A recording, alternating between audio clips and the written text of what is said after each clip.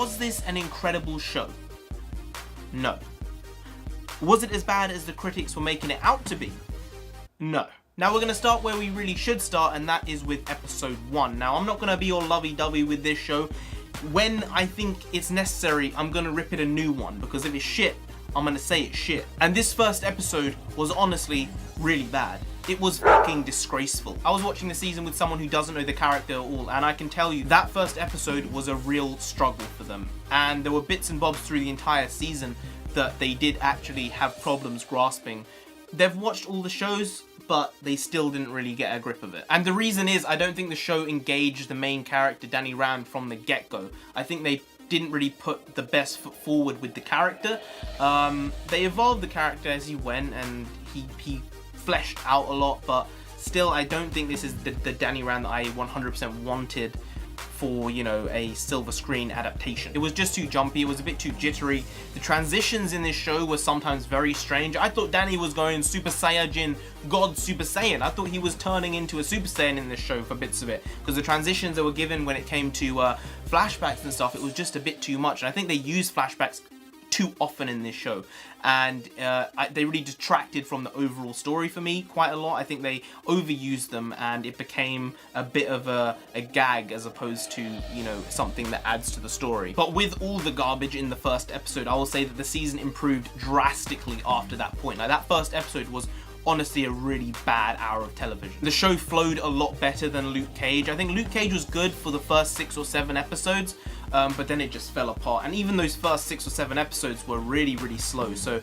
I think I've re-rated all the Netflix shows, all Marvel shows, and maybe I'll do a video about how my Marvel ranking shows are, because they've definitely changed, because I rewatched Luke Cage a while ago and it's just nowhere near as good as it was the first time I watched it. Not a lot of rewatchability factor with that series. The villains in the show were pretty strong. There were some cool kung fu moments in there, like Drunken Master, and some raid flavors in there, so it really was a good mix of kung fu. Overall, the action was nowhere near as good as in Daredevil, and I think there's one major factor for that, and that is there was actually lighting in the fight scenes. They weren't fighting in the dark.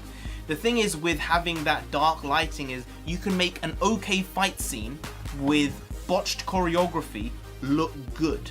Whereas if you have good lighting, you're sort of screwed because you can't hide the faults in the choreography. So I think it's a double-edged sword. They tried to be genuine with it so you could see the full fight, and unfortunately the choreography just wasn't that great. I was reading some behind the scenes of the series, and I read that Finn Jones said that he only had 20 minutes to choreograph and learn and figure out a fight scene of 2 or 3 minutes. Like, you're really rushing the guy there, but I think that was epitomized in the whole series. I think they really rushed the series as a whole, and I think you could see it on screen. Some scenes were definitely rushed and they didn't get the right take for them probably.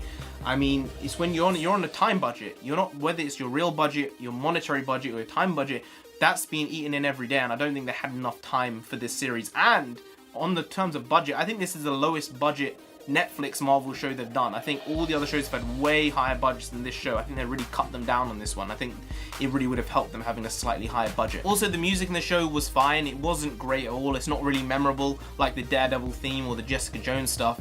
The music in Luke Cage was good as well, but this one was probably the worst out of all 4 of them, to be honest.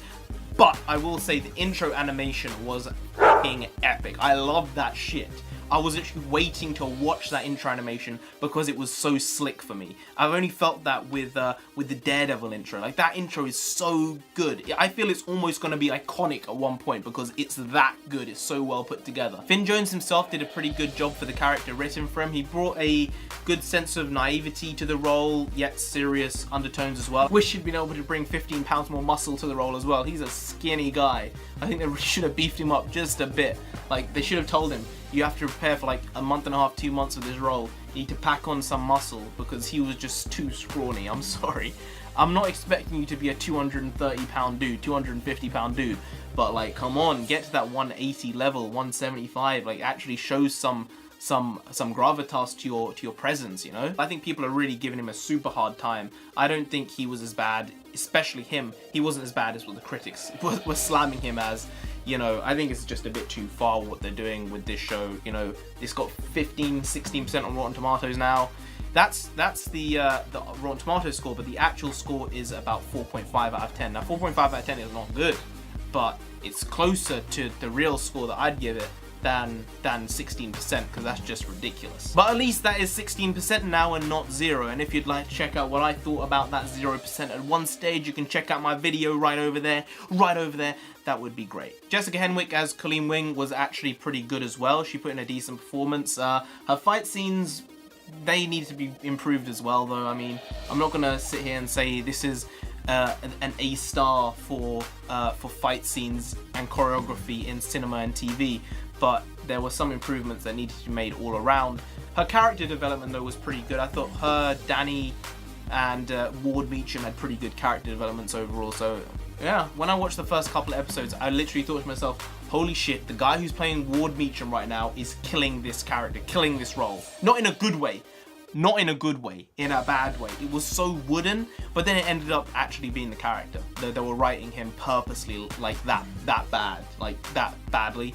And then he actually had a fuller arc than I thought he would by the end of the series. So he came full circle, and I actually liked what they did with him by the end of it. Rosario Dawson was great once again. I think she was better in this than she was in Luke Cage. I'm not saying she was bad in Luke Cage, but she just made this show a lot better, and I think you would have seen a considerable different show if she hadn't been in it, and it would have been worse off for that fact. Faramir was a creep, such high levels of creep. Netflix has a really good knack of making creep villains. Like, they are really good at it. Like with Purple Man, with Fisk, with Cottonmouth. They're good at it. I'll tell you, creep level over 9,000 there. Madame Gao was a really good addition to the show as well. She brings this unique type of gravitas to the role and to the show as a whole.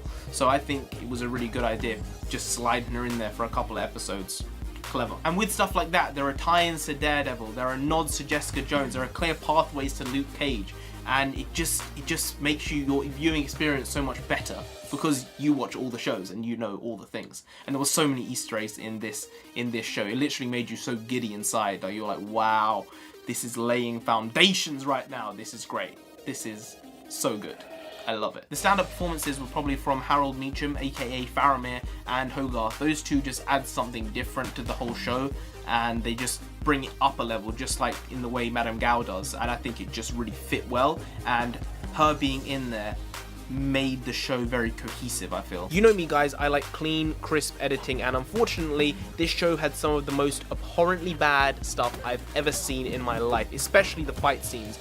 It just detracted away from anything that could have been good. They were cutting way too quickly in those action scenes, and it really dampened them overall. The directing was fine, but the cinematography was nowhere near as good as the stuff in Daredevil. Like, Daredevil is unique in that case, but nothing on that level. I love the effect of the Iron Fist, that glowing fist. It made my heart flutter.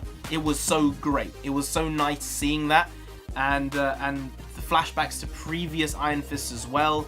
Really cool. It got me hyped. I do wish they had used his powers just a little bit more, because I feel they really decided to pull away from that side of it. Maybe it was the money thing, maybe they didn't have enough funding, in which case give them more funding so they can do more Iron Fist shit, okay?